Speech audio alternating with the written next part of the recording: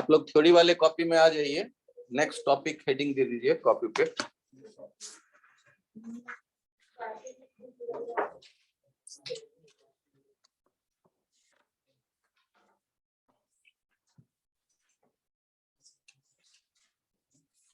Sir work energy से related एक doubt था सर। डाउट जो भी है बाद में पूछिए।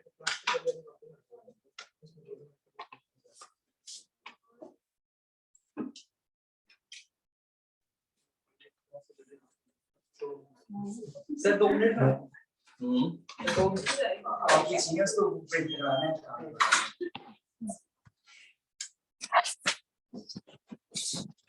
वाले कॉपी में आइए, हेडिंग दे दीजिए आप लोग नया। नेक्स्ट सेंटर ऑफ मास, अभी हेडिंग नहीं आ पाएगा। वर्क पावर की जब आप अपना बुकलेट बनाएंगे ना, उनमें कुछ क्वेश्चन है vertical circular motion, mean circular motion,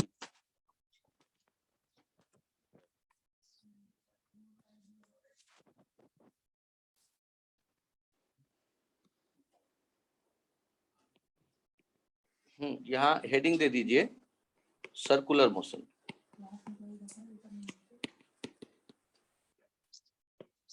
circular motion में सबसे पहले जो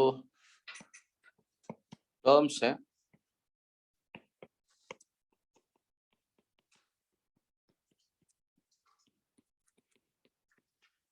उनमें है angular displacement,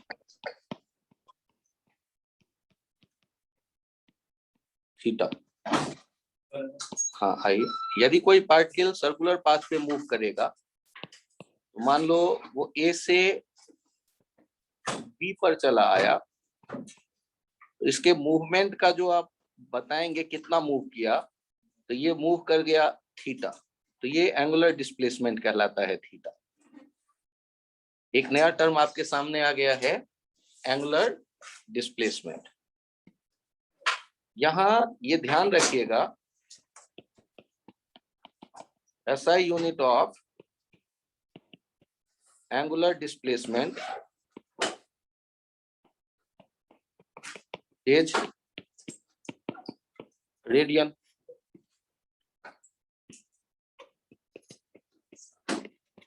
small angular displacement is vector quantity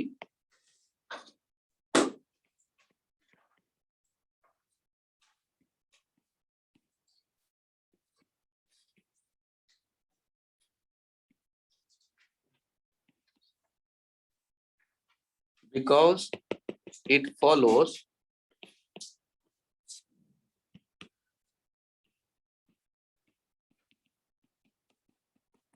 commutativity of vector addition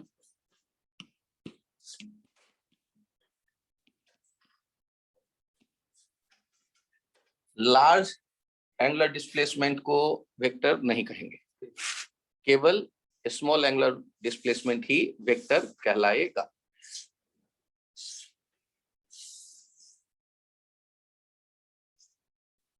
और बगल में ये मेंशन कर लीजिएगा, इट्स डायरेक्शन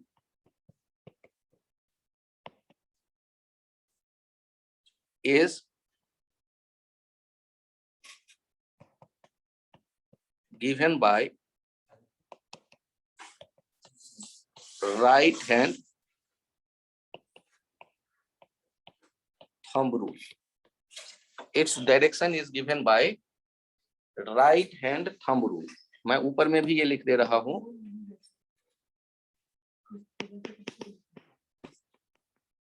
डायरेक्शन ऑफ, और ये डायरेक्शन से भी पहले कन्वेंशनल। एक बार फिर मैं लिख दे रहा हूं, जो डायरेक्शन के बारे में मैंने लिखा था वो फिर से लिख दे रहा हूं। Conventional direction of small angular displacement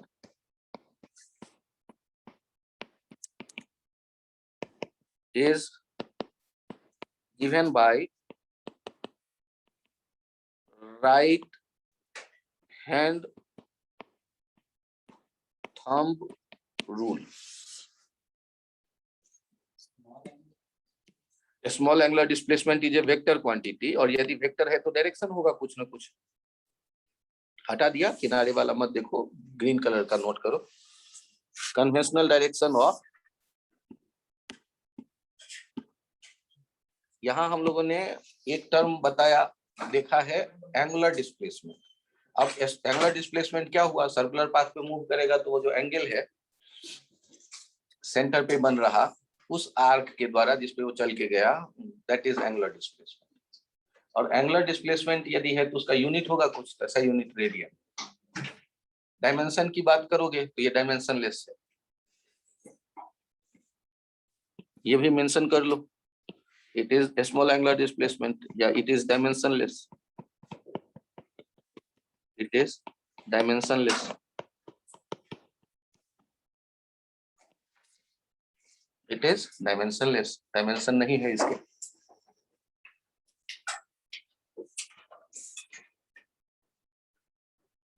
page change करो।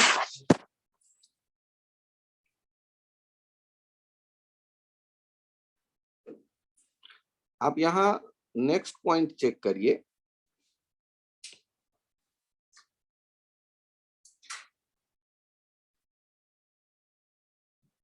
एंगुलर वेलोसिटी, इसका सिंबल ओमेगा लेते हैं, ग्रीक अल्फाबेट है, अल्फा बीटा थीटा का भाई ये ओमेगा। और लिखते क्या है, ये डिफाइन कैसे करते हैं, ये D theta by d T. तो चूंकि ओमेगा वेक्टर होगा क्योंकि डी थीटा वेक्टर था, और direction of angular velocity omega, angular velocity, direction of angular velocity, आगे लिखो, पहला छोड़ दो पेज, आगे यहां से कंटिन्यू करो। Direction of angular velocity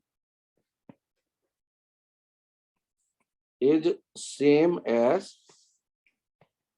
a small angular displacement, a small angular displacement, and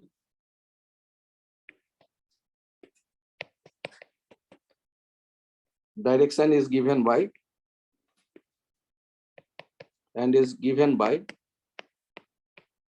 right hand thumb rule.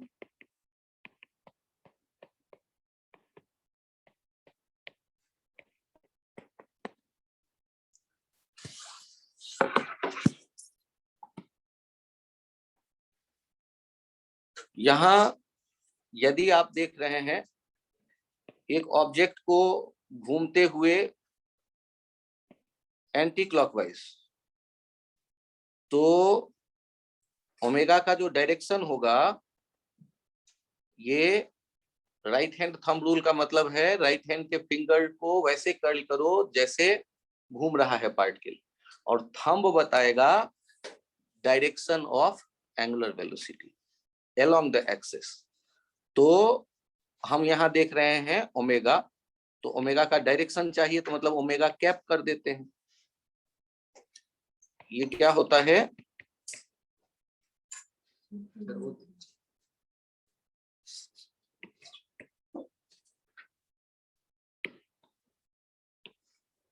Direction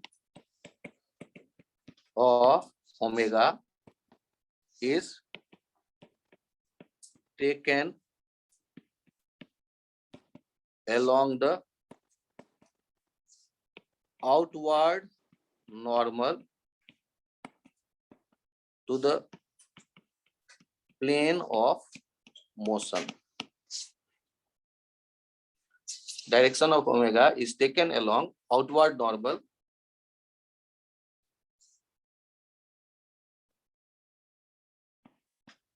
when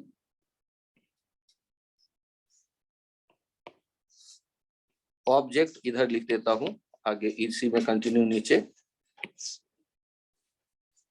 object is moving anti-clockwise, moving anti-clockwise. पढ़ देता हूं, तुम के नोट करो. Direction of omega is taken along the outward normal to the plane of motion when object is moving anti-clockwise. When object is moving anti-clockwise. और right hand tool से इसे justify कर सकते हो. Right hand thumb, right hand के finger को curl करो जैसे पार्टिकल घूम रहा है, और थंब किधर आ रहा है देख लो, प्लेन के आउटवर्ड नॉर्मल. ये कन्वेंशन है. कन्वेंशन का मतलब होता है परंपरा. ये फिजिक्स में बताई जाएगी, फिजिक्स के लोग इसे जानेंगे.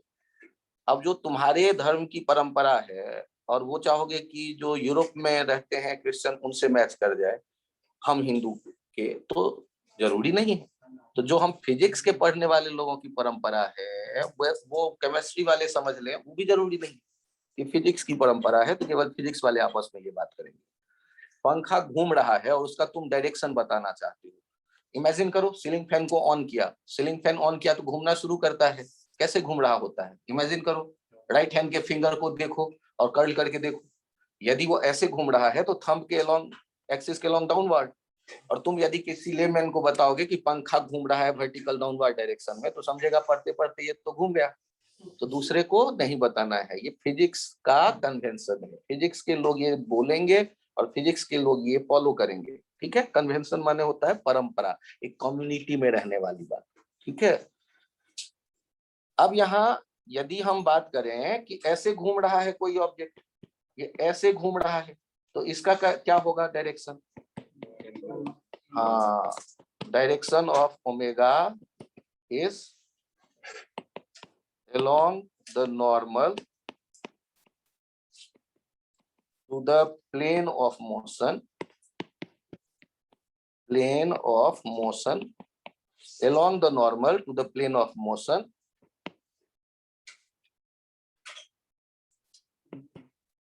even by right hand thumb rule.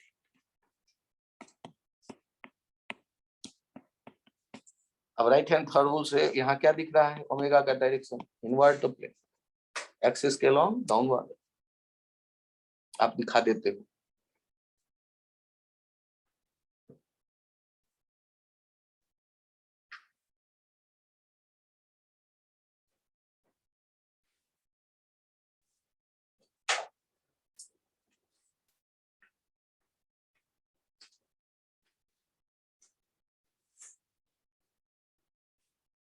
क्या इसे चेंज करूं पेज.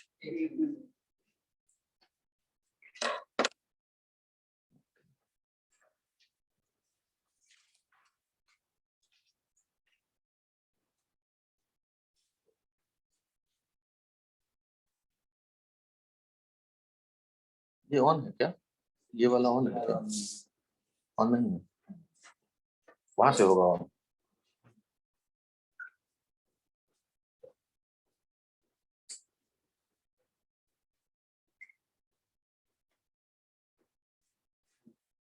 अब ऑन हो गया नहीं. चलो अब पेज चेंज करूं. अच्छा, अब तीसरा टर्म क्या आने वाला होगा, क्या लगता है. Angular acceleration. एंगुलर एक्सेलरेशन को हम लोग अल्फा कह देते हैं. ठीक है. और अल्फा लिखते हैं D omega by d T. When omega is increasing, then direction of alpha is same as omega.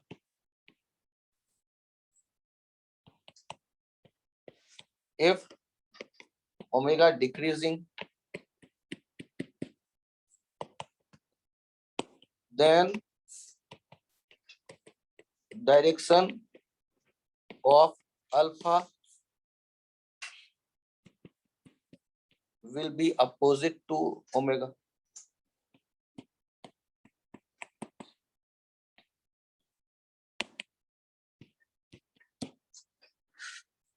आप यदि कहते हैं ओमेगा बढ़ रहा है, जैसे भी बढ़ रहा है, तो वेलोसिटी बढ़ रहा होता था तो ए का डायरेक्शन क्या लेते थे, जो भी का होता था। और यदि वेलोसिटी कम हो रहा है तो ए का डायरेक्शन क्या लेते थे, भी के अपोजिट। यहाँ भी वही कहानी। अच्छा सोचो, सीलिंग फैन के स्विच ऑन करोगे, घूमना शुरू किया, तो उसका ओमेगा किधर है, एक्सिस के लॉन्ग डाउनवर्ड। छत पे जो लगा था सीलिंग फैन, घूम कैसे रहा है, ऐसे। तो देखोगे ऐसे घूम रहा है, होता है कोई भी सीलिंग फैन देखो तो एक्सिस के लॉन्ग डाउनवर्ड। और यदि स्विच ऑन किया होगा आपने तो ओमेगा बढ़ रही होगी, तो अल्फा भी होगा डाउनवर्ड। लेकिन यदि स्विच ऑफ करते हैं उस मोमेंट पे क्या होगा, ओमेगा तो वही रहेगा, स्पीड केवल कम हो रही है, तो अल्फा का direction upward along the axis. और यदि बीच में कुछ देर ओमेगा कांस्टेंट था, उस समय अल्फा क्या होगा, 0। जीरो वेक्टर का तो कोई डायरेक्शन होता ही नहीं है, नॉट डिफाइंड, या कोई भी डायरेक्शन ले लो। तो हमने ये देखा ओमेगा का डायरेक्शन। नीचे जो छुपा हुआ है वहां मैं बोल रहा हूं, if omega is decreasing then direction of alpha will be opposite to omega। Change करें पेज। अब यहाँ एक पॉइंट लिखिएगा,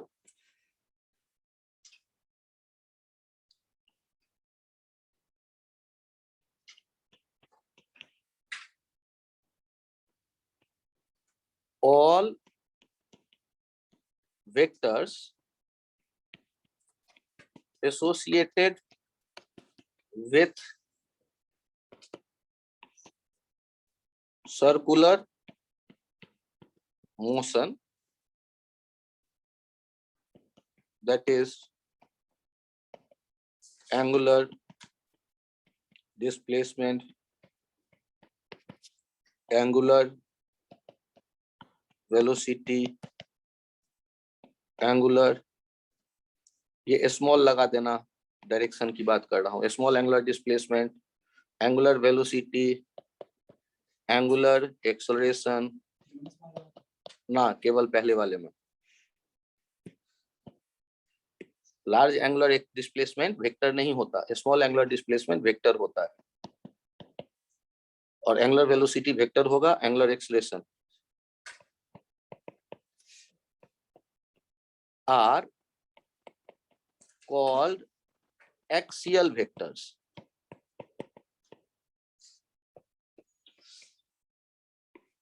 because their conventional direction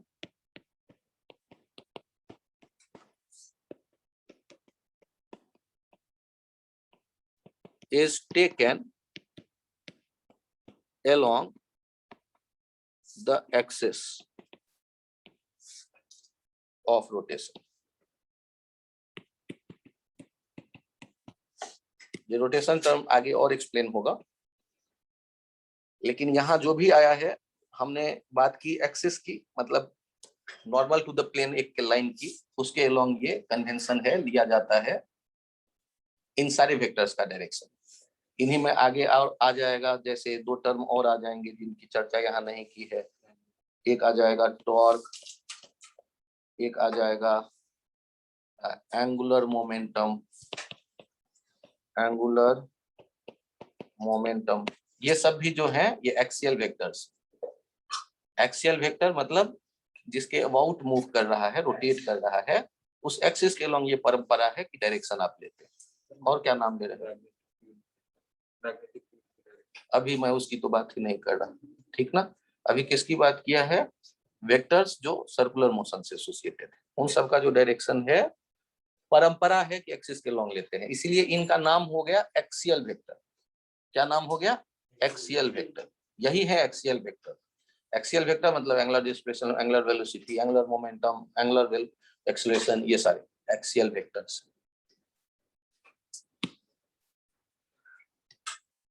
तो एक नया नाम ये याद रहेगा, क्या, एक्सियल वेक्टर्स। तो कौन है एक्सियल वेक्टर्स, ये सारे एंगुलर वाले, angular velocity, small angular displacement, angular acceleration, angular momentum, torque, ये सारे के सारे, इनसे जान पहचान धीरे धीरे आगे और बढ़ने वाली है। जब आपने काइनेमेटिक्स टर्म यूज किया था तो लीनियर मोशन की बात की थी, जबकि आज हम पढ़ रहे हैं सर्कुलर मोशन। तो यदि लीनियर मोशन की बात की और सर्कुलर मोशन पढ़ रहे हैं तो लीनियर मोशन तो मान लो आप 15 दिन लगा के पढ़े, 10 दिन लगा के पढ़े, 25 दिन लगा के पढ़े, लेकिन उतना टाइम फिर तो दिया नहीं जाएगा।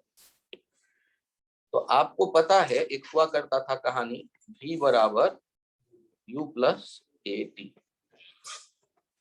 s equals to u t plus half a t square, v square equals to u square plus 2as। और इसके पहले एक कंडीशन होता था व्हेन a कांस्टेंट। तो ये तो कोई ऐसा नहीं है कि अभी तक याद नहीं हुआ, मैं उम्मीद करूं याद हो गया। और आपको थोड़ा सा याद दिलाऊं, otherwise use x equals to v equals to dx by dt, a equals to dv by dt या v dv by dx, ये dx equals to v dt, a dv equals to a dt, ये area आ जाता था, area आ जाता था, ये स्लोप हुआ करता था। चलो हटा देता हूं, नीचे नहीं कुछ है। आप मुझे बताइए कि आपको यदि ऐसा ही कुछ सोचना पड़ा तो when omega constant, alpha constant, thank you, alpha constant, तो आप क्या कर सकते हैं, omega equals to omega naught plus alpha t, theta equals to omega naught plus t plus half alpha t square, omega square equals to omega naught square plus twice alpha theta. Otherwise calculus, और उसमें क्या था, omega equals to d theta by d t slope, alpha equals to d omega by d t, ये भी होता था slope, d theta equals to omega d t, ये हो जाता था area, d v equals to alpha d t, ये भी हो जाता था area. Thank you, d omega equals to alpha d t. मतलब यहाँ पर आपके सामने एक सिमेट्री आई है, यहाँ पर आपके सामने एक सिमेट्री आई है, जिनके लिए अलग से बैठ के रिसर्च करने की कोशिश मत करना, ये सिमेट्री एज इट इज दिमाग में डाल। सर ये ओमेगा नॉट कौन है, तो यू का भाई, यू क्या था, इनिशियल वेलोसिटी, ओमेगा नॉट क्या होगा, इनिशियल एंगुलर वेलोसिटी। सर हम इसका यूज कैसे करेंगे, अरे यार, तो जैसे v equals to u plus a t का करते थे, सर वो भी मुझे नहीं पता, तब तो ये भी नहीं पता चलेगा। और यदि वो पता तो मैं एग्जाम्पल एक दो करवा देता हूँ, और ऐसे एग्जाम्पल आपको बनाने का मौका मिल जाएगा एच.सी. वर्मा के रोटेशन चैप्टर के शुरू के क्वेश्चन। लेकिन ये यहाँ सर्कुलर मोशन में एच.सी. वर्मा बनाएंगे तो नहीं मिलेगा एक भी क्वेश्चन, और अपने बुकलेट में भी सर्कुलर मोशन में इन पे बेस्ड क्वेश्चन नहीं मिलेगा। लेकिन है कॉमन, आप मोशन पढ़ रहे हो तो पहले काइनेमेटिक्स ही तो पढ़ोगे, फिर ना डायनामिक्स। तो काइनेमेटिक्स छोड़ के मैं डायनामिक्स पढ़ने लगूं, उससे अच्छा एक बार देख लो कि जो मोशन हमने पढ़ा स्ट्रेट लाइन उसमें भी यही था, सर्कुलर पढ़ा तो फिर यही है। पेज मैं चेंज करूं, सर इसमें जैसे एक्सीलरेशन का दो है ना, v dv by dx, तो उसमें भी दो बना लेना चलेगा, ठीक ना, दो वैसे ही बना लेना। ट्राई करो कैसे बनेगा, 2 रेडियन पर सेकेंड है टाइम 0 पे, और अल्फा है 1 रेडियन पर सेकेंड स्क्वायर। आपको बताना है 3 सेकेंड हो गया, 3 सेकेंड पे इसका यदि ओमेगा हम देखना चाहते हैं तो क्या होगा। कहिए कोई रास्ता है आपके पास? इस एग्जाम्पल में कौन सा फॉर्मूला यूज करना पसंद करोगे आप लोग? वाह, बहुत बढ़िया, शानदार जवाब। हाँ, याद आएगा मुझे, v equals to u plus a t. इसे यूज नहीं करूंगा, उसका भाई लिखूंगा, omega equals to omega naught plus alpha, क्योंकि इतने जल्दी ये याद नहीं होता, तो पहले v equals to u plus a t ही याद लाएंगे और फिर अब डाटा रख देंगे। ओमेगा नॉट हो गया 2, अल्फा हो गया 1, 3 सेकंड के बाद देख रहे हैं ये हो गया 5 रेडियन पर सेकंड। क्या ये बहुत कठिन काम है? इतना कठिन कि हमसे नहीं हो पाएगा। यदि कोई ये पूछ बैठे कि बताओ इतने देर में एंगुलर डिस्प्लेसमेंट कितना हुआ, थीटा, तो थीटा बराबर क्या कोई रास्ता है जो हम आंसर कर सकें? Theta equals to omega naught t plus half alpha t square. Omega naught कहाँ गया भाई? 2, t 3 plus half into 1 into 3 square, ये हो गया 3 दूनी 6 और 4.5 और ये हो गया 10.5 और यूनिट क्या रखना? रेडियन।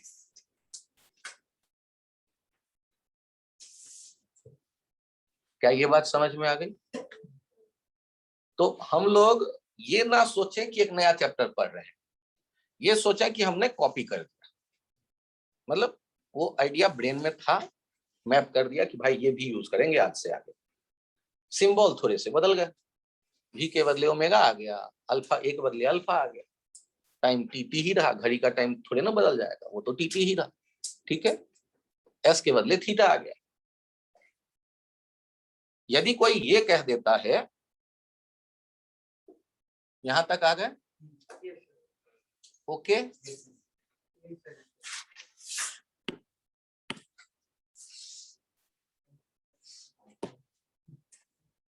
यदि यहां पर कोई कह दे कि कितना चक्कर लगा चुका 3 सेकंड में, नंबर ऑफ साइकिल कंप्लीट, तो ये हो जाएगा थीटा बाई 2 पाई। क्यों? क्योंकि एक चक्कर लगाने में 2 पाई रेडियन होता है। सर ये पाई तो मैं जानता ही नहीं हूं। बड़े अच्छे बच्चे हो, एक काम करो ना, 2 इंटू 3.14 लिख दो। यदि एग्जैक्ट नंबर आ जाएगा तो कितने चक्कर हुए? एग्जैक्ट नंबर मान लो आ गया 3, तो 3 चक्कर हो गए, 4 तो 4 चक्कर हो गए। यदि आया 4.5 तो 4.5 चक्कर हुआ, तो ऐसे बोल सकते हो आप, ठीक है। हाँ, तो कितने हुए के लिए क्या करेंगे आप?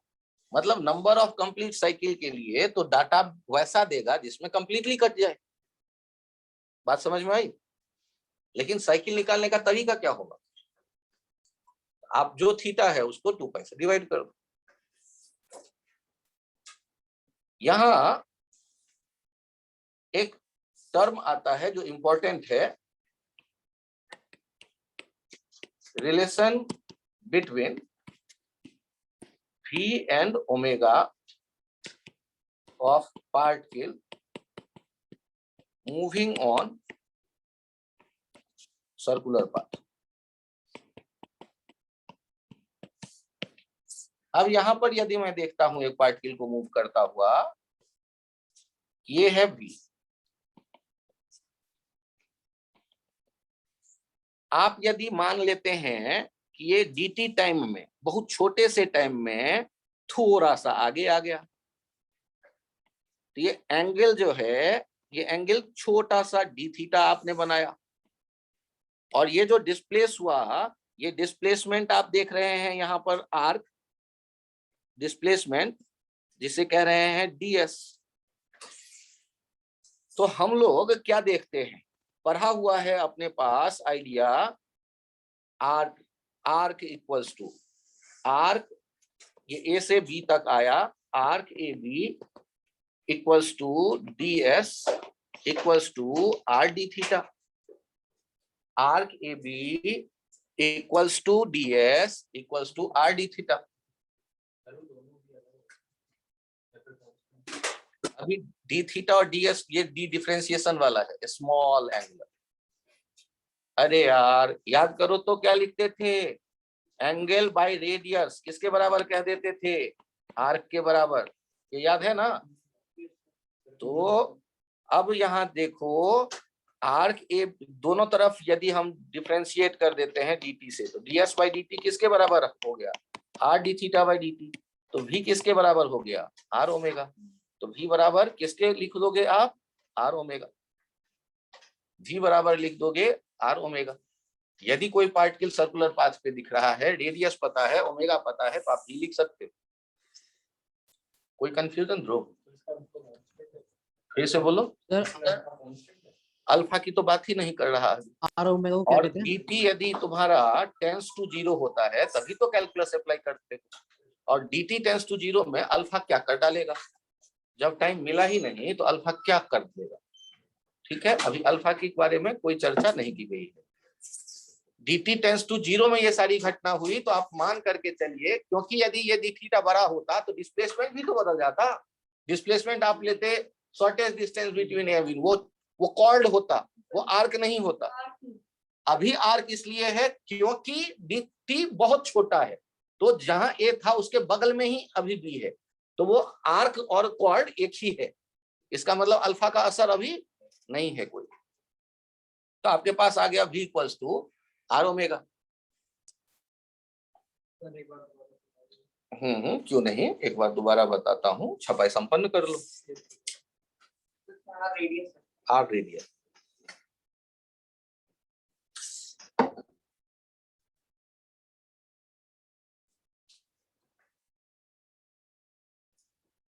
मुझे ये बताओ कि यहाँ पर तुम देख रहे हो आर रेडियस, तो ये थीटा एंगल चल करके गया, तो यहाँ से यहाँ तक आर्क का लेंथ क्या होगा,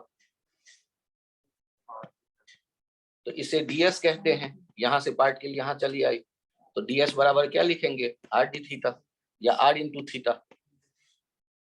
तो ये ds कह लो, s कह लो, आर इंटू थीटा कह लो।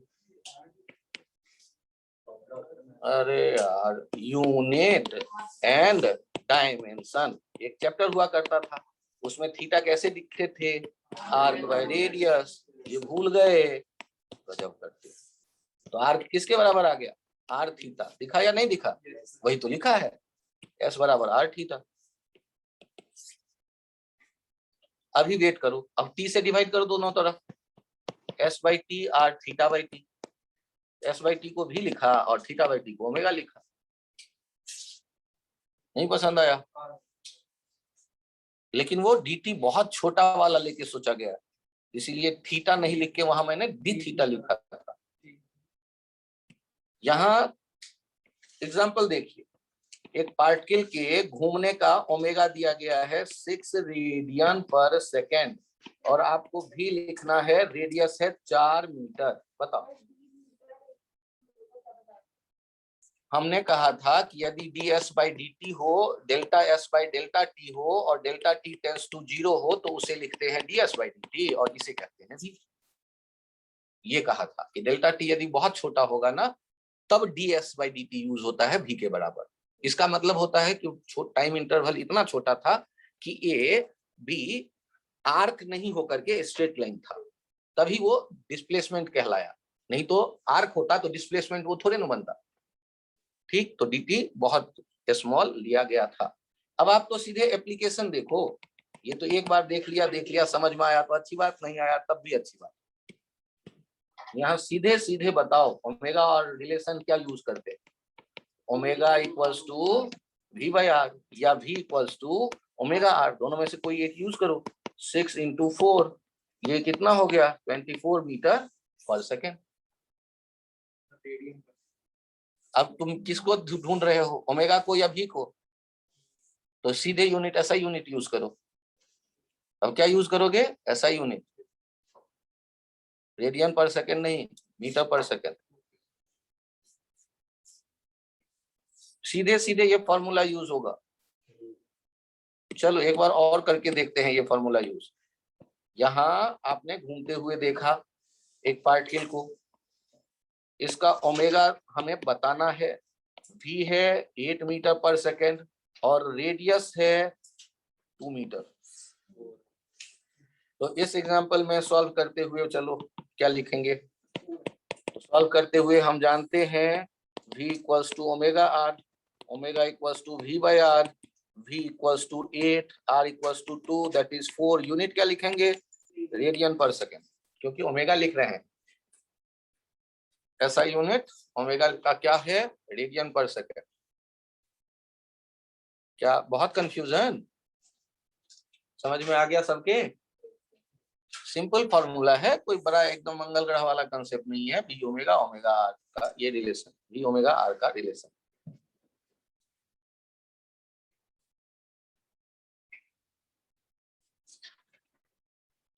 अच्छा, क्या लग रहा है आपको,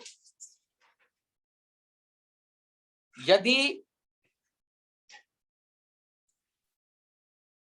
हम आप से कहें कि v बराबर है ओमेगा आर और v बदलने की सोच रहा है, आर तो नहीं बदल रहा, ओमेगा भी बदलेगा तभी भी बदलेगा।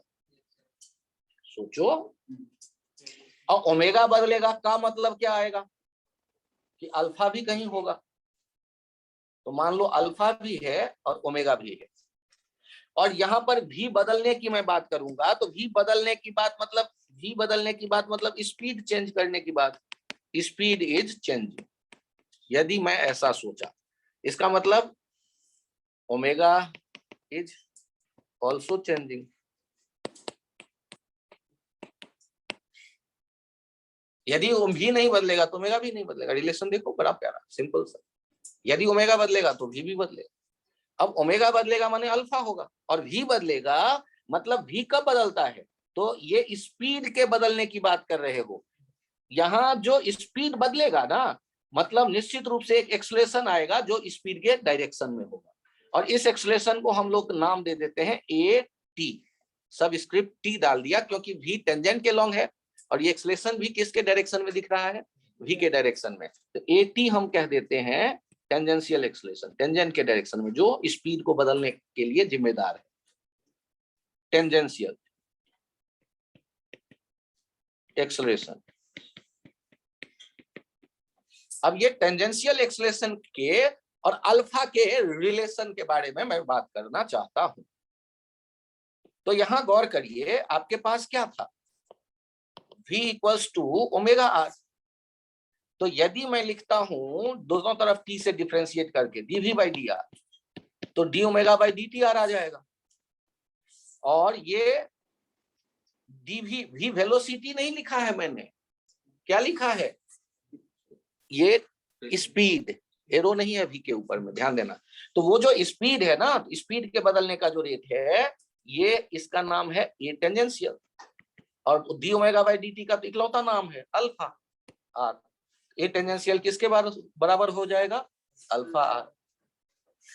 अब ये जो ए टेंजेंशियल है ये अल्फा आर है, और भी जो था, भी तो ऑब्वियस है टेंजेंट के डायरेक्शन में है, भी तो और कुछ है ही नहीं। सर मैं तो सोचता हूं v टेंजेंशियल इक्वल्स टू लिखता हूं ओमेगा आर, तो लिखो, ये भी लिख सकते हो। यदि कभी ऐसा हुआ सर्कुलर पाथ नहीं है, कोई कर्व्ड पाथ है, तो उस समय जो हम सोच रहे होंगे एंगुलर वेलोसिटी के लिए, वो v tangential equals to omega r ही सोचेंगे। मैं एग्जांपल दूंगा, वेट कर लो। तो ये a tangential equals to alpha r तो क्लियर है ना। तो v equals to omega r में भी v कौन सा लेते हैं? टेंजेंट वाला ही लेते हैं।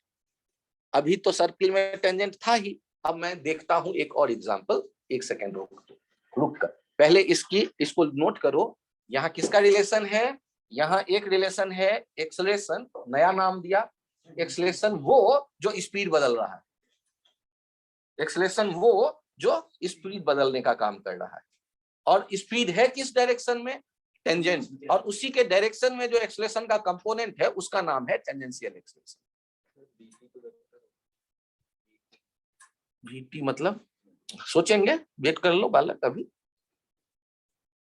फिलहाल आप जब कहते हैं T मतलब एक कंपोनेंट के तरह देख रहे हैं। यदि कभी ऐसा है कि एक पार्टिकल को आप देख रहे हैं एक कर्व पे चलते हुए,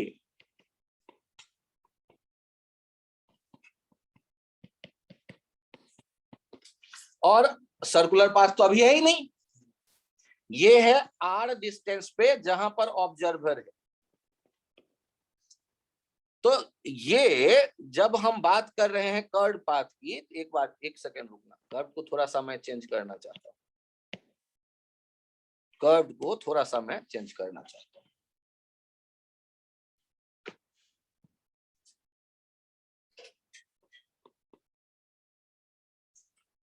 कर्व को मैं थोड़ा सा चेंज देना चाहता हूं, तो यहां चेक करो, ये जब आप देख रहे होगे ना, तो पार्टिकल तो ऐसे अपना जा रहा है कहीं, उसका कोई डायरेक्शन है जाने का, और वो जरूरी नहीं है कि टेंजेंट का डायरेक्शन, मतलब ये जो हो, ये आर उस रास्ते का सेंटर हो। ये तो कोई भी रास्ता है जिसके टेंजेंट के लॉन्ग आप भी दिखा रहे हैं। अब जो आपको ओ पर बैठकर सोचें, तो क्या आपको गर्दन घुमाना पड़ेगा या नहीं? वी को, ऑब्जेक्ट को देखने के लिए, इसका मतलब एंगुलर वेलोसिटी होगा ऑब्जेक्ट का। तो ऑब्जेक्ट का इस ऑब्जर्वर के लिए एंगुलर वेलोसिटी कितना होगा आपसे पूछ रहा है। तो क्या करने वाले हो, ध्यान से देखो, वी के दो कंपोनेंट बनाओगे। यदि ये थीटा है तो एक तो हो जाएगा वी कॉस थीटा, और एक हो जाएगा इधर वी साइन थीटा। दो टुकड़े आपने कर दिए, एक वी कॉस थीटा कर दिया और एक वी साइन थीटा कर दिया। यदि ये डायग्राम आपको नहीं पसंद आए तो मैं और डायग्राम बना सकता हूं, फिलहाल एक बार समझने की कोशिश कर लो, देखते हैं फिर। अब यदि यहां पर हम बात करना चाहेंगे ओमेगा, इस डायग्राम में मजा नहीं आ रहा, रुक जाओ, एक बार फिर से डायग्राम बना करके देखेंगे। तुम लोग भी घबराओ मत, वेट कर लो पहले, एक बार समझ लो फिर बना लेना। ये रास्ता ऐसे ही है,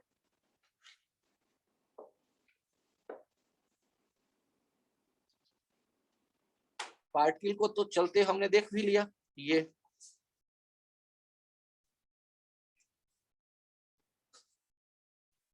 ये हम ऑब्जर्वर को यहां देख रहे हैं, मान लो ऑब्जर्वर को यदि यहां देख रहे हैं, तो ये हो गया उसका रे पोजीशन वेक्टर आर, ये है वी, और ये मान लेते हैं कि ये जो पी पॉइंट है ना, पी पॉइंट से ये हल्का सा आगे चल करके क्यू पॉइंट पे आया। पी पॉइंट पे हल्का सा आगे चल करके क्यू पॉइंट की तरफ आएगा। तो क्यू पॉइंट की तरफ जब आएगा तो इसके लिए मैं एंगुलर वेलोसिटी और वेलोसिटी का रिलेशन कैसे दिखाऊंगा? बहुत जस्ट बगल में चल करके आया है ये। एंगुलर वेलोसिटी और वेलोसिटी का रिलेशन हम ढूंढने की कोशिश कर रहे हैं। तो अभी फिलहाल एक काम करो, ये v के दो कंपोनेंट हम देख लेते हैं। इसको एक्सप्लेन करने में यहाँ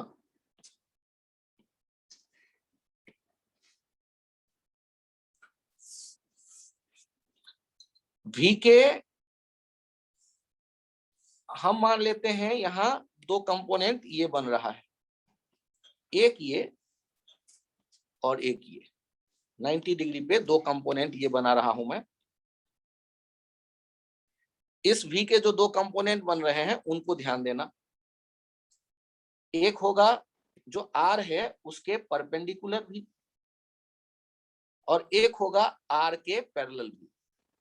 पहले इसको देखो, v के दो कंपोनेंट हम बनाए, एक r के पैरेलल और एक r के परपेंडिकुलर। अब मुझे ये बताओ कि मुझे ओ पर बैठकर इस ऑब्जेक्ट को देखते वक्त गर्दन घुमानी पड़ेगी किसके कारण? परपेंडिकुलर वाले वेलोसिटी के कारण या पैरेलल वाले वेलोसिटी के कारण? परपेंडिकुलर वाले वेलोसिटी के कारण।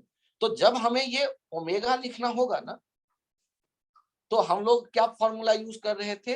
v equals to omega r. इसमें v कौन सा लेंगे? जो परपेंडिकुलर होगा किसके? आर, वही लेंगे, क्योंकि जो पैरेलल होगा आर के उसके कारण ओमेगा नहीं आएगा। पैरेलल जो होगा वो तो चल रहा है आपके आंखों के सामने, सही आपकी तरफ चला आएगा, तो आप क्यों गर्दन घुमाओगे? ओमेगा नहीं होगा। एंगुलर वेलोसिटी तब होगा जब वो आपके लाइन ऑफ साइट से दूर हटे, लेफ्ट या राइट कहीं, तो आपके गर्दन को घुमाना पड़ेगा। यदि लाइन ऑफ साइट पे ही चल रहा है तो एंगुलर वेलोसिटी जीरो। ये यदि आप देखें तो आपको वो याद रह जाएगा, वो आइडिया जो अभी अभी आपने देखा था। पहले आपने देखा था v equals to omega r, फिर आपने देखा a tangential equals to alpha r, और फिर मैंने और एक लाइन नीचे लिखा v tangential equals to v v tangential equals to लिखा था वहां, अभी मैं आपको याद रखवाने की कोशिश कर रहा हूँ v परपेंडिकुलर। परपेंडिकुलर ध्यान रखना, वो पाथ के टेंजेंट था, वो सर्कुलर पाथ का टेंजेंट था। और यहाँ पर r का परपेंडिकुलर, क्योंकि आप जानते हैं कि सर्किल जो होता है कोई, उसमें रेडियस होता है परपेंडिकुलर किसके, टेंजेंट के। तो हमें जो वो तब लेते थे टेंजेंशियल वेलोसिटी, तो ये रेडियस के 90 डिग्री पे जो होगा वही तो टेंजेंशियल कहलाएगा। आप आर के 90 डिग्री वाला लाइन क्या कहलाएगा, रेडियस। यदि कोई सर्किल आप इमेजिन करें, इमेजिनरी सर्किल जिसका सेंटर ओ हो, तो वो जो पार्टिकल है उसका जो टेंजेंशियल कंपोनेंट देखेंगे वेलोसिटी का, वो यही तो होगा जो जिसे आप अभी परपेंडिकुलर कहते हैं। तो v perpendicular equals to omega r वाला रिलेशन आप यूज करेंगे। v इक्वल्स टू कौन सा, परपेंडिकुलर वाला। और आपके अगले पेज पे मैं एग्जांपल देके एक्सप्लेन करता हूं। वो कम पूछा जाता है कॉम्पिटिटिव एग्जामों में, कम दिखते हैं किताबों में, लेकिन जब दिखता है तो परेशानी बढ़ जाती है अचानक। तो हमें क्या करना है कि लाइन ज्वाइनिंग जो होगा ऑब्जर्वर का और ऑब्जेक्ट का, उसके परपेंडिकुलर वाले कंपोनेंट जो है उसके कारण हमें ओमेगा मिलता है। तो उस परपेंडिकुलर को जो शॉर्टेस्ट डिस्टेंस है उनके बीच का, उससे डिवाइड कर देते हैं हम लोग, तो रिलेशन आ जाता है हमारे पास ये ओमेगा।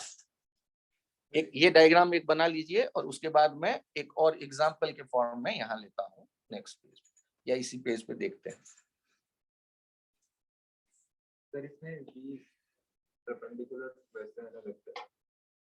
वेट करो यार, वेक्टर तो आई कैप जे कैप जब लगा देंगे तब होगा ना। अभी हमारे लिए जो इस इंस्टेंट पे मैं लिखूंगा, तो वेक्टर लिख रहा हूं, या मैं एक डाटा लेके डिवाइड करके, क्या वेक्टर का वेक्टर से डिवीजन होगा? तो क्या आर तो पोजीशन वेक्टर है, और वी तुम जबरदस्ती करोगे कि सर मैं वी परपेंडिकुलर को भी वेक्टर बना लूंगा, तो फिर तुम डिवीजन में वेक्टर को वेक्टर से डिवाइड कर रहे होगे, फिर तुम्हारा टेंशन बढ़ जाएगा। तो अभी तुम स्केलर में कैलकुलेशन कर रहे हो सारा, जिससे तुम्हें वेक्टर कहना होगा वो उस मोमेंट में बोल देंगे। अभी वो कंपोनेंट है, वी का कौन सा कंपोनेंट है, जो आर के परपेंडिकुलर। ठीक है, वेलोसिटी खुद वेक्टर क्वांटिटी होता है, उसमें मुझे कोई संदेह नहीं, लेकिन जब तुमने उसके कंपोनेंट बनाए, रास्ते में अभी कैलकुलेट कर रहे हो, तो अभी तो स्केलर न्यूमेरिकल डाटा ना तुम्हारे हाथ लगा है, तुम तो डिवाइड करो, जो रिजल्ट आएगा उसमें बोलना ये ओमेगा वेक्टर क्वांटिटी होता है, वेलोसिटी वेक्टर क्वांटिटी होता है। ठीक, तभी तो तुम कंपोनेंट बना रहे हो। हाँ बोलो। पेज चेंज करूं पहले, ये बताओ, या अभी रखूं? हाँ बोलो। वी परपेंडिकुलर वी टेंजेंशियल क्यों सेम होगा? यहाँ देखो, सर्कुलर, सर्कुलर में तुम्हारा, हाँ सर्कुलर में तुम्हारा वी परपेंडिकुलर आर के जो देते हो वो सेम ही होगा।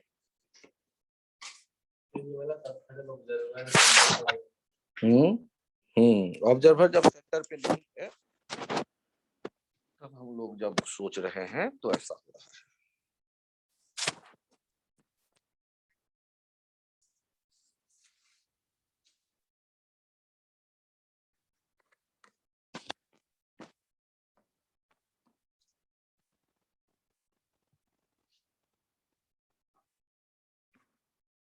यहाँ चेक करिए, आपसे कहा जा रहा है ये एक्स वाई प्लेन, एक पार्टिकल को आप चलता देख रहे हैं यहाँ पर 6 मीटर पर सेकेंड के स्पीड से, और ऐसे आप पोजीशन इसका दिया गया है आर 8 मीटर, और ये है 30 डिग्री, ओरिजिन हो गया ये एक्स एक्सिस हो गया, और ये वाई एक्सिस हो गया। और इस एग्जांपल में आपसे कहा गया find out angular velocity of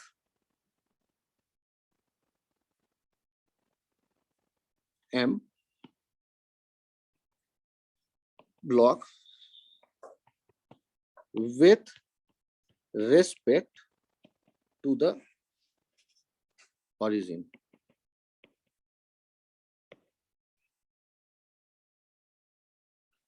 origin के रेस्पेक्ट में आपको एंगुलर वेलोसिटी बताना है।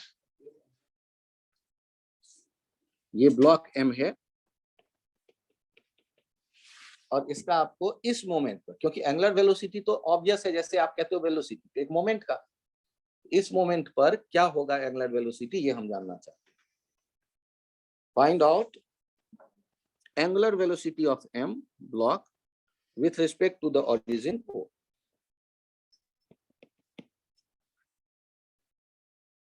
और वो कहाँ है, वो तो सोन दिखाया गया है चित्र में। ब्लॉक कहाँ है, तो सोन चित्र में दिखाया गया।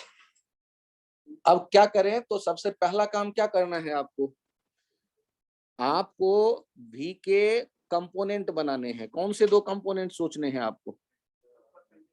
एक, आपने r को एक्सटेंड किया, ये r को एक्सटेंड किया और हमने कंपोनेंट सोचने की कोशिश की। तो ये 30 डिग्री था, तो यहाँ 60 डिग्री रहा होगा। ये पॉइंट की तरह देख लो तो आसान रहेगा सोचना। ये 30 डिग्री है, ये 60 डिग्री है, ये 60 डिग्री है, ये 30 डिग्री है। इधर हो जाएगा 6 cos 30 और इधर हो जाएगा 6 sin 30। अब बताओ कौन सा हो गया जिसके कारण ओमेगा है? तो तुम वहां नाम देना भी छोड़ दो, क्योंकि परपेंडिकुलर पैरेलल में बैठ के हमारा टेंशन होगा हमें। तुमने दो कंपोनेंट तो बना लिए ना अब, तो अब यदि दो कंपोनेंट तो बना लिए, तो अब मुझे ये बताओ कि यदि हमें लिखना पड़े ओमेगा, तो ओमेगा क्या लिखेंगे? ओमेगा किसके कारण होगा? v sin v cos 30, cos 30 के कारण होगा। बहुत बढ़िया Manishka. 6 cos 30 by r, r आ गया ये 8। अब यहाँ पर चेक कर लो, 3/4 cos 30 √3/2। यहाँ पर जो वैल्यू है वो 6 cos 30 के कारण हमें चेंज करना पड़ेगा डायरेक्शन ऑफ मोशन, मतलब ओमेगा गर्दन घुमानी पड़ेगी ओरिजिन पे बैठ। ओरिजिन पे बैठोगे तो, और गर्दन घुमानी कैसे पड़ेगी, क्लॉकवाइज या एंटी क्लॉकवाइज? तो ओमेगा का कोई डायरेक्शन पूछेगा तो कहोगे क्लॉकवाइज। क्लॉकवाइज मतलब प्लेन में invert the plane, right hand thumb rule use करोगे तो इनवर्ट द प्लेन, माइनस के एक्सिस की तरह, माइनस जेड एक्सिस की तरह, यदि कन्वेंशनल डायरेक्शन इसका सोचे तो। और वैसे आंखों से दिख रहा है क्लॉकवाइज घूमता, गर्दन घुमाना पड़ेगा। अच्छा सोचो, यदि यही एंगुलर वेलोसिटी कोई पूछता ए वाले पॉइंट के रेस्पेक्ट में, ए वाले पॉइंट के रेस्पेक्ट में angular velocity of block with respect to a के रेस्पेक्ट में, बताओ तो क्या होता? क्या ए पर बैठ जाते तो क्या गर्दन घुमाना पड़ता? नहीं, तो 0 होता। ये बात समझ में आई? ए पे बैठ जाता तो 0 हो जाता है एंगुलर वेलोसिटी, और यदि ओ पे है तो गर्दन घुमानी पड़ेगी, और जैसे घुमानी पड़ेगी, ये फिजिक्स की किताब नहीं लिखता कि गर्दन घुमानी पड़ेगी, ये मैं आपको आसानी के लिए बता रहा हूँ कि ओरिजिन पे बैठ के गर्दन घुमानी पड़ेगी तो ओमेगा है, नहीं घुमानी पड़ी तो ओमेगा नहीं। आपके सामने कोई ऑब्जेक्ट स्ट्रेट जा रहा है, गर्दन घुमानी नहीं पड़ी, तो उसका एंगुलर वेलोसिटी काहे का होगा? 0। और यदि वो टर्न लिए तो आपको देखने के लिए गर्दन घुमाना पड़ा, वेलोसिटी है, एंगुलर वेलोसिटी होगा। ठीक है, तो ये एक कुछ क्वेश्चंस ऐसे दिख जाते हैं जिनमें आपको एंगुलर वेलोसिटी के लिए थोड़ी मेहनत करनी पड़ती है, और इसको भी एक लेवल और इम्प्रूव, एक लेवल और टफ बनाया जाता है। एक लेवल और टफ कैसे बनाया जाता है? तो दो ऑब्जेक्ट को चलते हुए दिया जाएगा, मूव करते हुए दे दिया जाएगा। जैसे पेज चेंज करूं, जैसे आपको ये दिख रहा है ए, ये जाते दिख रहा है 2 मीटर पर सेकेंड से, और यहां से 4 मीटर के डिस्टेंस पे है एक बी, और बी जा रहा है 18 मीटर पर सेकेंड से। और इस एग्जांपल में आपसे कहा गया है find angular velocity of b with respect to a. अब ए के रेस्पेक्ट में, मतलब ऑब्जर्वर है ए और उसके रेस्पेक्ट में बोलो क्या है एंगुलर वेलोसिटी। तो आप सॉल्व करते वक्त सबसे पहले क्या करोगे, ए को क्या बना दो? ऑब्जर्वर, और ऑब्जर्वर अपने को क्या मानता है? रेस्ट, और इसलिए उसका जो वेलोसिटी है वो तुरंत छीन लो, और किसको दे दो? दूसरे को। उसके पास 18 तो पहले से था, 2 और आपने दे दिया। और अब बताओ गर्दन किधर घुमाना पड़ेगा इसको, ऊपर की तरफ, मतलब एंटी क्लॉकवाइज। तो ओमेगा का वैल्यू क्या लिखोगे, 18 - 2/4, 16/4, 4 रेडियन पर सेकेंड। यदि समझ में आ जाए तो आपको दिखने लगेगा। ये आपने ऑब्जर्वर बना दिया, ऑब्जर्वर बनाकर जो लीनियर मोशन में करते थे वो काम किया। और चूंकि ये जो वेलोसिटी है वो है क्या, 90 डिग्री पे ही तो है, परपेंडिकुलर वाला ही तो वेलोसिटी है। गर्दन तो पूरा का पूरा जो है, ये 2 और 18 का जो नेट आ रहा है, 18 - 2 16, ये पूरा का पूरा ही तो जिम्मेदार है घुमाने के लिए गर्दन, उसका कोई कंपोनेंट नहीं, ये पूरा का पूरा जिम्मेदार है गर्दन घुमाने के लिए। उसका यदि लाइन ज्वाइनिंग के लॉन्ग कंपोनेंट बनाने की आप सोच भी रहे हो तो नहीं बनेगा 90 डिग्री पे। क्या ये पॉइंट क्लियर है सानिया, थोड़ा कंफ्यूजन? हाँ नोट कर लो पहले एक बार। अच्छा चलो ये बताओ, पहले ऑब्जर्वर बना दिया, ये पॉइंट समझ में आया। और अब बताओ हम लोग क्या लिखते थे, ओमेगा इक्वल्स टू जो लिखने की प्रैक्टिस की है वो यही ना, v परपेंडिकुलर जो होता था अपॉन r, r के परपेंडिकुलर मतलब टेंजेंट के डायरेक्शन में, r के परपेंडिकुलर, तो r के परपेंडिकुलर टेंजेंट होता है ना सर्कुलर मोशन में। क्लास 8 रेडियस हमेशा 90 डिग्री बनाता है टेंजेंट के साथ, तो टेंजेंशियल ये v टेंजेंशियल बाय r या v perpendicular by r, line joining के परपेंडिकुलर। अब मुझे बताओ v परपेंडिकुलर कितना यहाँ दिख रहा है, 18 - 2 दिख रहा है, और r क्या 4 दिख रहा है, AB के बीच का शॉर्टेस्ट डिस्टेंस। ठीक है, तो अब हमने क्या सोचा, 16/4 दैट इज 4 रेडियन पर सेकेंड। आपको लगे कि ना ये तो थोड़ा टफ है तो दूसरा ट्राई कर लो, ये 3 मीटर पर सेकेंड ये, और इधर दिख रहा है, इस बी ब्लॉक को देख रहे हैं 1 मीटर पर सेकेंड, ये ए और ये बी। आपको बताना है इस एग्जांपल में omega of b with respect to a कितना होगा। ऑब्जर्वर कौन होता है, ऑब्जेक्ट कौन होता है, याद करो तो OBJ। पहले डिक्शनरी में कौन आता है, OBJ, और बाद में कौन आता है डिक्शनरी में, OBS। ऑब्जर्वर कौन हो गया, OBS हो गया A। ऑब्जर्वर तो OBJ ऑब्जर्वर थोड़े ना होगा, OBJ ऑब्जेक्ट होगा। ऑब्जेक्ट कौन हो गया, B। ऑब्जर्वर कौन हो गया, A। तो अब आप A को क्या करोगे, A को ऑब्जर्वर मान लोगे। ऑब्जर्वर मान लिया, ये रेस्ट पे आ गया। B का एक इधर है और इधर दे दिया 3, 3 और 1 का नेट कितना हो गया, 2 metre per second. Line joining कितना है, 2 मीटर। ओमेगा किधर दिखेगा, ये क्लॉकवाइज। ओमेगा का ये b/1 आ कितना गया, v/r। v कितना है 2 और r कितना है 2, 1 रेडियन पर सेकेंड। डायरेक्शन कैसे लिखाएंगे, ये वाले पॉइंट पर बैठ जाइए और बी को चलता देखिए, बी किधर जा रहा है, गले को कैसे घुमाना पड़ेगा।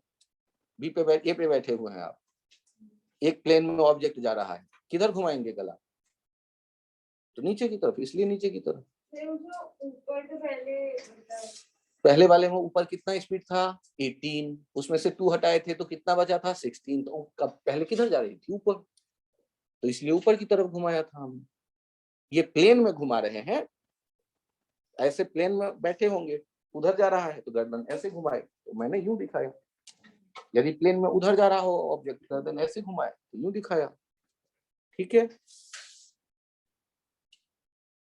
अच्छा ये जो क्वेश्चंस होते हैं इसे मैक्सिमम बच्चे छोड़ते हैं, तो आप भी छोड़ देंगे तो लोकतंत्र में बहुमत के साथ।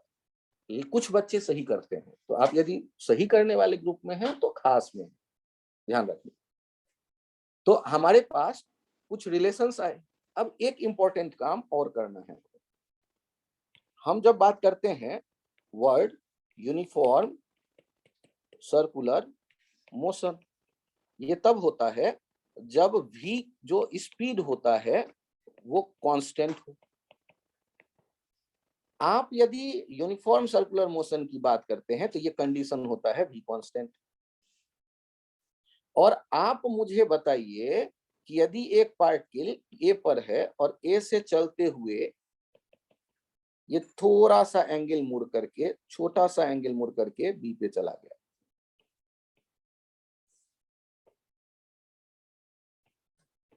तो मुझे आप ये बताइए कि क्या a से b पर जाते हुए बहुत छोटा सा टाइम डिफरेंस ये है t से t प्लस t। तो क्या यहाँ आप एक्सेलरेशन देख सकते हैं? एक्सेलरेशन होगा या नहीं होगा पे विचार करते हैं। मुझे अभी नहीं पता होगा या नहीं होगा पे विचार करते हैं और एक्सेलरेशन का डिफिनीशन सोचते हैं। एक्सेलरेशन होता था change in velocity upon time taken, यही होता था।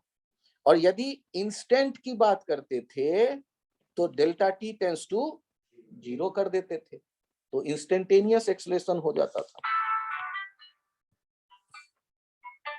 तो हम लोग पहले एक्सेलरेशन की बात करेंगे और फिर इंस्टेंटेनियस के बारे में सोचेंगे, ठीक है? फिर इंस्टेंटेनियस के बारे में सोचेंगे। तो ये पेज मैं चेंज करूं? बना लो, आराम से डायग्राम बना लो।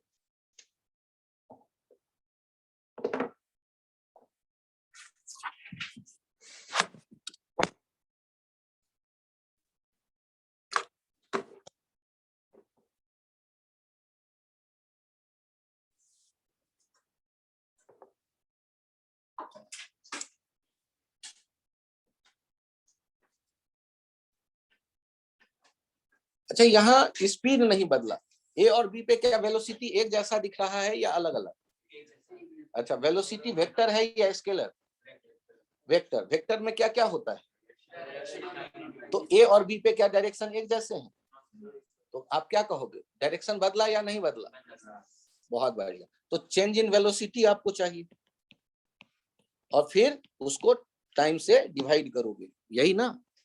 चेंज इन वेलोसिटी किसी तरह से निकालोगे और फिर उसको किससे डिवाइड करने वाले हो? टाइम से। और ये मैं वेक्टर नोटेशन यूज कर रहा हूं तभी आपको फील आएगा कि हाँ यार वेलोसिटी तो बदला। तो यदि आपको डेल्टा भी पता चल जाए तो निश्चित रूप से एक्सेलरेशन है। यदि नहीं होता डेल्टा भी तो हम कहते एक्सेलरेशन नहीं है। लेकिन यहाँ डायरेक्शन तो बदला, डेल्टा भी 0 कतई नहीं होगा। चलिए आगे बढ़ते हैं। यहां मुझे ये बताइए कि जब आपको 2 पॉइंट दिख ही रहे हैं तो ये बी वाला पॉइंट, ये ए वाला पॉइंट था और ये बी वाला पॉइंट सेम डायग्राम है, तो घबराइएगा नहीं, वही लिखा है। ये देखिए यहां पर इधर है v, ये है v इनिशियल। तो मैं यदि उसको नीचे की तरफ लिख दूं तो क्या ये नहीं हो जाएगा माइनस v इनिशियल वेक्टर वाले फॉर्म में? पहले फील कर लो। और मैं यदि इसको डेल्टा थीटा रोटेट कर रहा हूं तो यहां पर एंगल कितना हो जाएगा? 90 माइनस डी थीटा। और यहां एंगल कितना हो जाएगा? या डेल्टा थीटा कहते हो तो डेल्टा थीटा रखो, delta theta 90 minus delta theta, क्योंकि यहां 90 है, चेक करो, क्योंकि यहां 90 था उसी के एंटी पैरेलल लाए थे। 90 माइनस डेल्टा थीटा और यहां कौन है? 90। रेडियस और टेंजेंट 90 डिग्री बनाता है।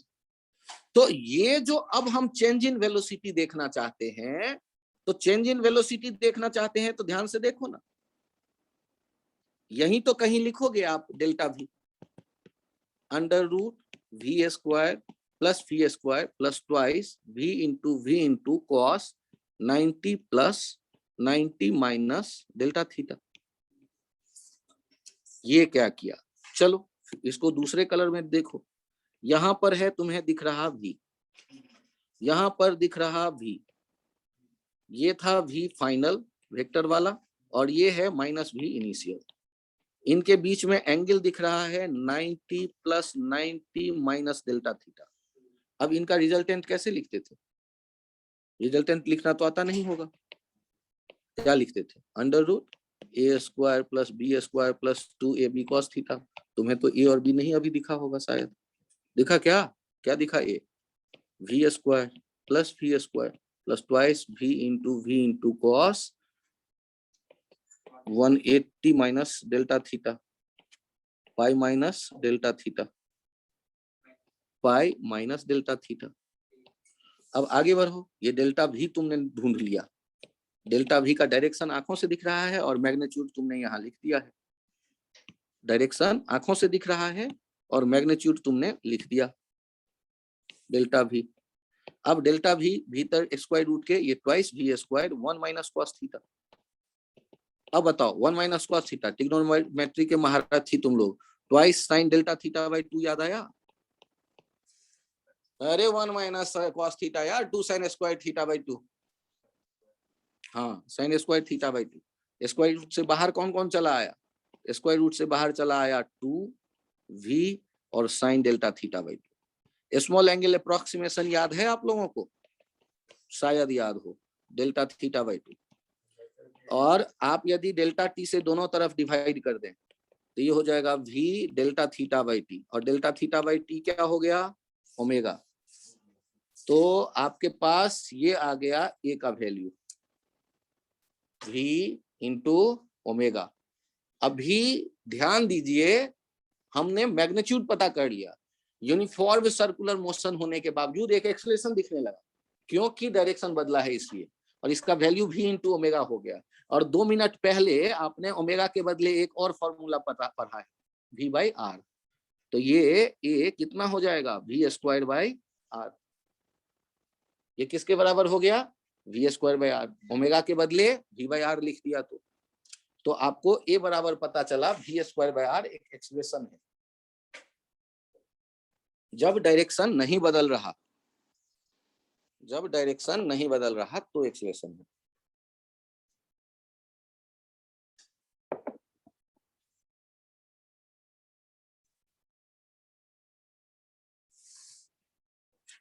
कोई बड़ा काम नहीं किया है। 2 वेक्टर थे, उनका चेंज देखा, डेल्टा वी आया, उसके बाद थोड़ा ट्रिग्नोमेट्री यूज किया, अप्रोक्सीमेशन यूज किया। For small angle approximation when delta theta is small, sin delta theta equals to delta theta, sin delta theta by 2 equals to delta theta by 2, ये काम किया है। और डेल्टा भी जब पता चल गया तो उसको डेल्टा टी से डिवाइड कर दिया, और डेल्टा टी टेंड्स टू 0 करने पर delta v by delta t हो गया d v by d t. D v by d t को क्या कहते हैं? एक्सेलरेशन। डायरेक्शन आंखों से दिख रहा है, अब वो कौन सा डायरेक्शन है इस पे विचार करते हैं। डायरेक्शन आंखों से दिख रहा है। ये रेड वाला आपको डिस्टर्ब कर रहा हो तो इसको मैंने हटा दिया, यहाँ कोई नीड नहीं थी। अभी फिलहाल आपको मैंने ब्लू कलर में दिखाया वी इनिशियल माइनस के साथ वी फाइनल, पैरेललोग्राम लॉ, बीच में रिजल्टेंट। वो वी फाइनल और माइनस वी इनिशियल का जो रिजल्टेंट आया दैट इज डेल्टा वी। अच्छा, टोटल एंगल कितना दिख रहा है? 180 माइनस डेल्टा थीटा, और डेल्टा थीटा कितना बड़ा होगा 180 के कंपैरिजन में? नेग्लिजिबल।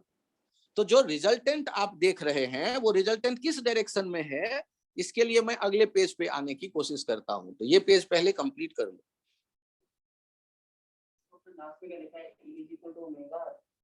ए इक्वल्स टू, पहले तो पिछले लाइन में भी ओमेगा, और ओमेगा के बदले कुछ पढ़ा है कुछ देर पहले।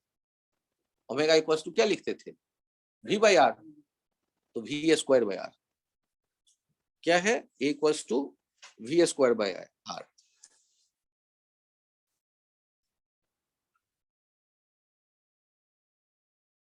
कंप्लीट। पेज चेंज करूं?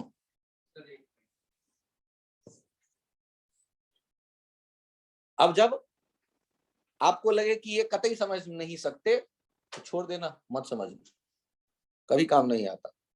रिजल्ट याद रखना वी स्क्वायर बाय आर या वी ओमेगा। रिजल्ट याद रख लेना वी स्क्वायर बाय आर। याद कैसे करते हैं? 100 बार लिखो, 100 बार बोलो, याद हो जाएगा। डायरेक्शन के साथ मैं अभी बता देता हूं।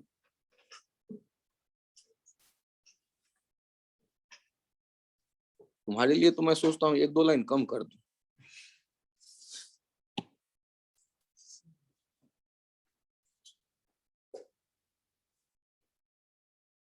अरे पेज बदल लेने दो बस केवल 3 लाइन रहेगा। ठीक है, ठीक है। 1 लाइन तो मैं कम कर देता हूँ तुम्हारे। कहो तो 1 लाइन और कम कर दूं।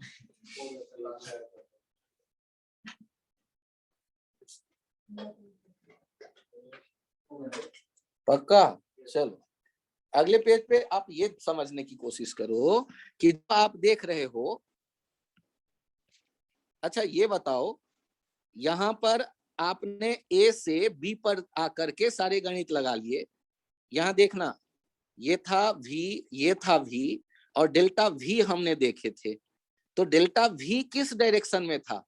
तो डेल्टा v जो था वो जब ध्यान दीजिएगा, ये दोनों एंगल कितने थे? 190 प्लस 90 माइनस डेल्टा थीटा।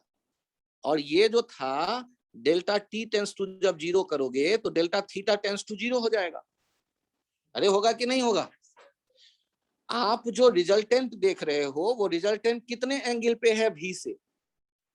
तो रिजल्टेंट v से कितने एंगल पे है वो एंगल मैं अल्फा कह देता हूं। अल्फा क्या लिखूंगा? 90 plus 90 minus delta theta by 2, यही लिखोगे ना? क्यों? क्योंकि दो वेक्टर हैं, दोनों वेक्टर एक जैसे हैं, तो रिजल्टेंट कितने पे होगा? 3 दिन बाद समझ में आएगा इन बच्चों के। कितने पे होगा? ये भी अल्फा, ये भी अल्फा। दोनों जब एक जैसे वेक्टर हैं तो रिजल्टेंट तो बीच में ही होगा। तो अल्फा को लिख रहा हूं टोटल एंगल का हाफ, तो टेंशन क्यों हो रहा है? अब चलो आगे बताओ, ये कितना हो गया? 90 माइनस डेल्टा थीटा बाई 2। और यदि 90 माइनस डेल्टा थीटा बाई 2 हो गया तो डेल्टा थीटा क्या है? Tends to 0। तो अल्फा कितना हो गया? Alpha tends to 90। और अल्फा टेंस टू 90, इसका मतलब जो डेल्टा भी है वो किसके अलोंग गया होगा? रेडियस के अलोंग। और रेडियस के अलोंग गया मतलब किससे गया? सेंटर से गुजर रहा है। तो ये जो डेल्टा भी होता है हमेशा सेंटर से गुजरता है। तो यही जो डेल्टा भी है, यही तो ये एक्सलेशन का डायरेक्शन है। और इस एक्सलेशन में इसीलिए यहाँ सी लिख देते हैं, क्योंकि ये सेंटर से गुजरेगा। और इसका नाम रख देते हैं centripetal acceleration. Centripetal acceleration, centripetal acceleration. और इसका वैल्यू लिख दो v square by r. Centripetal acceleration v square by r ज्यादा यूज में होता है, आता है। ये एक्सलेशन जो हमने लिखा, ये कितना लिख दिया? V square by r. या वी ओमेगा था, या वी स्क्वायर बाय आर है, या ओमेगा स्क्वायर आर भी हो सकता है। V square by r. Direction किसकी तरफ आया है? रेडियस के अलोंग। रेडियस कहां से गुजरेगा? सेंटर से। तो रेडियल भी कहना चाहो तो कह लो, कह सकते हो। तो सर इतने नाम तो कम नाम याद रखो, जो भी काम चल जाए। हाँ तुम बोलो, क्या कंफ्यूजन है? अल्फा 90 तो सोचो ना, v से 90 डिग्री पे कौन होता है? नहीं, इसलिए रेडियस के अलोंग डेल्टा v का डायरेक्शन। डेल्टा v का डायरेक्शन v से 90 डिग्री पे आया, तो 90 डिग्री पे रेडियस होता है, तो रेडियस के आया, इसलिए रेडियस के ये सेंटर से जाएगा, इसलिए इसका नाम सेंट्रीपिटल एक्सलेशन कह दिया। पीछे एक बालक कह रहा है कि रेडियल एक्सलेशन कहूंगा सर, तो ओके रेडियल। लेकिन जब सर्कुलर पाथ हो तो ट्रेडिशन, परंपरा है सेंट्रीपिटल एक्सलेशन बोलने का। और यदि कर्व पाथ हो रेंडम तो फिर रेडियल एक्सलेशन बोलते हैं, सेंट्रीपिटल नहीं बोलते उसे। क्यों? क्योंकि वहां पर सर्किल नहीं दिख रहा होता है, तो वहां रेडियल कह देते हैं उसे। लेकिन ठीक है यार, अपना काम सेंट्रीपिटल से चल जाता है 99% केस। तो ये है सेंट्रीपिटल एक्सलेशन, और इसी को रेडियल एक्सलेशन भी कह देंगे, तो घबराहट नहीं है। सेंट्रीपिटल कहने में क्या फायदा है? आपको पता है कि ये सेंटर से जाएगा, और रेडियल आउटवर्ड भी हो सकता है और इनवर्ड भी, तो वहां कहीं कंफ्यूजन में ना आ जाए आप। तो सेंट्रीपिटल को पहले प्रायोरिटी दो, दिमाग में रखो हमेशा। ये जो आएगा, सोचो फोर्स आप किसी ब्लॉक के वेलोसिटी के 90 डिग्री पे लगाते हो तब तो वो रास्ता मोड़ता है, बदलता है। फोर्स यदि वेलोसिटी के डायरेक्शन में लगाओगे तो सर्कुलर पाथ कभी नहीं बनेगा। फोर्स यदि वेलोसिटी के अपोजिट लगाओगे तब भी सर्कुलर पाथ कभी नहीं बनेगा। सर्कुलर पाथ कब या रास्ता कब बदलेगा? जब वेलोसिटी से किसी एंगल पे फोर्स लगाओ, और किसी एंगल में फोर्स के दो कंपोनेंट बन जाएंगे, एक टेंजेंट के लॉन्ग, एक सेंटर के लॉन्ग। सेंटर के लॉन्ग जो बनेगा फोर्स वो सेंट्रीपिटल एक्सलेशन देगा, और टेंजेंट के लॉन्ग जो फोर्स का टुकड़ा आएगा वो टेंजेंशियल एक्सलेशन देगा। और यदि टेंजेंशियल एक्सलेशन होगा तो स्पीड भी बदलेगा। यहां पर टेंजेंशियल एक्सलेशन की चर्चा मैंने की ही नहीं, क्योंकि हमने मान लिया था यूनिफॉर्म सर्कुलर मोशन, जिससे हमें ये कॉन्फिडेंस था कि यहाँ टेंजेंशियल हमें डिस्टर्ब नहीं करेगा। लेकिन सोचो ना, आपने डेल्टा टी क्या कर दिया? Tends to 0। तो यदि टेंजेंशियल एक्सलेशन होता भी तब भी ये एक्सलेशन हमें मिलता, क्योंकि डेल्टा टी टेंस टू 0 में टेंजेंशियल क्या बदल लेगा? स्पीड तो बदल ही नहीं पाएगा। स्पीड बदलने के लिए तो टाइम चाहिए ना। आपने time delta t tends to 0 कर दिया, तो जो ए पे स्पीड है वही बी पे स्पीड होगा। ए और बी में कोई ज्यादा आपने मौका ही नहीं दिया स्पीड बदलने का, वहां इस डायरेक्शन बदलने के कारण ये एक्सेलरेशन आता है। तो सेंट्रीपिटल एक्सेलरेशन डायरेक्शन के चेंज का परिणाम आप समझ लो, या डायरेक्शन को बदलने का काम करने वाला यही है, और स्पीड बदलने वाला कौन होगा? Tangential acceleration. ये आपके क्वेश्चन दिमाग में सेट कर लो, ये है 6 मीटर पर सेकेंड और ये है रेडियस दिया गया है आपका यहाँ 2 मीटर। आपसे कहा गया सेंट्रीपिटल एक्सेलरेशन बताओ, सेंट्रीपिटल एक्सेलरेशन बताना है। तो सॉल्व करते वक्त क्या लिखेंगे? AC इक्वल्स टू या तो V स्क्वायर बाय R होता है, या V ओमेगा होता है, या ओमेगा स्क्वायर R होता है। इनमें से कौन सा पसंद कर पाएंगे आप? V square by R। ऐसा इसलिए लिखते हैं क्योंकि V बराबर ओमेगा R हुआ करता है, तो किसी को किसी से रिप्लेस कर सकते हो। ये V स्क्वायर बाय R चलेगा तो 6 × 6/2, ये हो गया 2 3 6 3 18 metre per second square. Centripetal acceleration. Sir tangential बताओ। अरे भाई अभी स्पीड का मुझे कुछ पता ही नहीं है, बढ़ रहा है कि घट रहा है, तो मैं क्यों बताऊं? सर टोटल एक्सेलरेशन बताओ। अरे आराम से, अभी तो फिलहाल मुझे एक्सेलरेशन एक पता चला है, सेंट्रीपिटल, अभी उसी पे कॉन्फिडेंट हो ले, और दूसरा पता चल गया है टेंजेंशियल। यदि दोनों मिल जाएगा तो टोटल भी बता लूंगा। यदि कह दे कि स्पीड कांस्टेंट है तो यही होगा टोटल एक्सेलरेशन। यदि कह दे स्पीड कांस्टेंट है तो यही होगा total acceleration.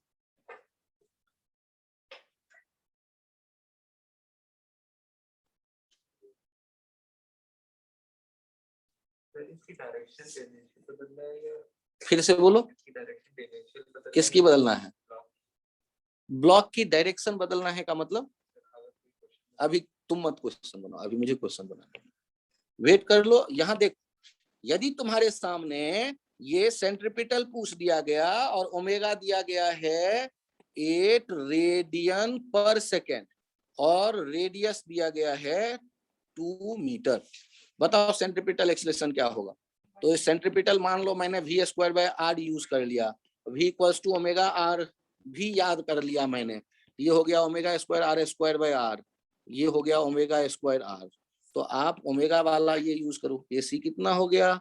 Omega 8 square into 2 64 into 2, ये हो गया 128 मीटर पर सेकेंड स्क्वायर। सीधे सीधे ओमेगा स्क्वायर R। ओमेगा दिया है तो ओमेगा स्क्वायर R, यदि आपको भी दिया है तो V स्क्वायर बाय R।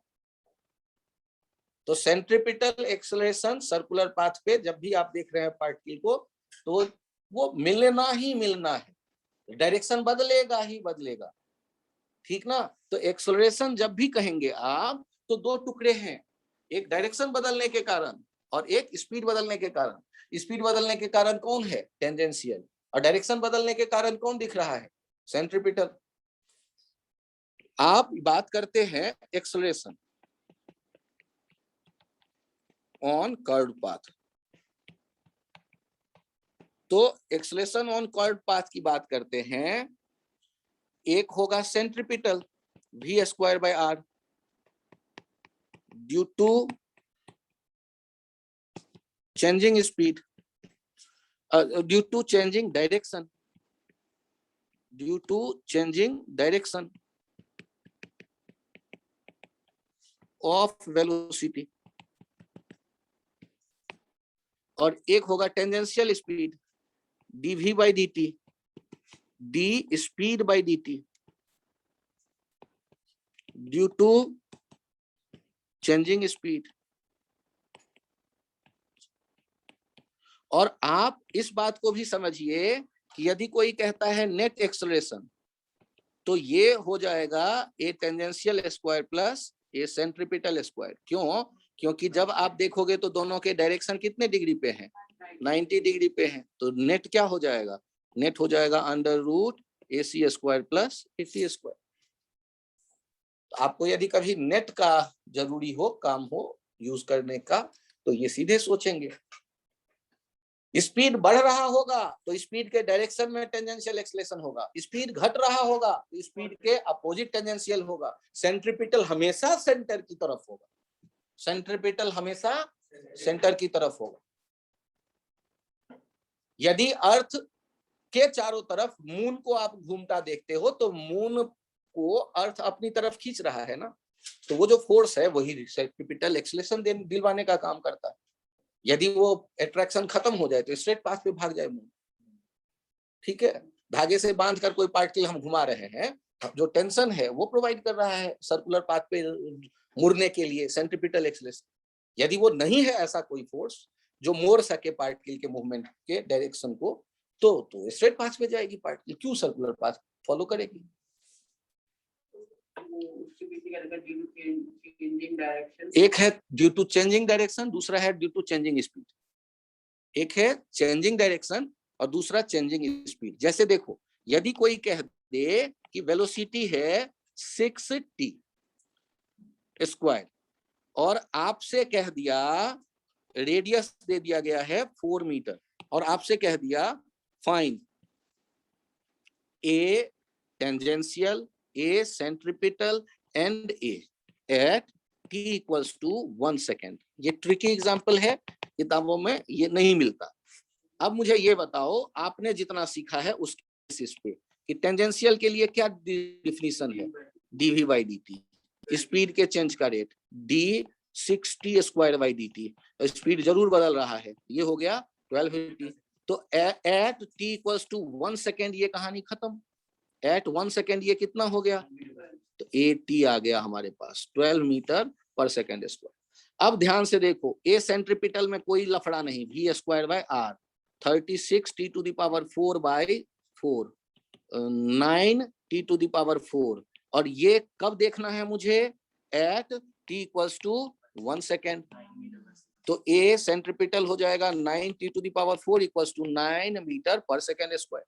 और यदि ए चाहिए तो ए कितना हो जाएगा, under root a centripetal square plus a tangential square. A centripetal कितना है भाई, उठा के लाओ, 9 स्क्वायर प्लस दूसरा है 12 square metre per second square.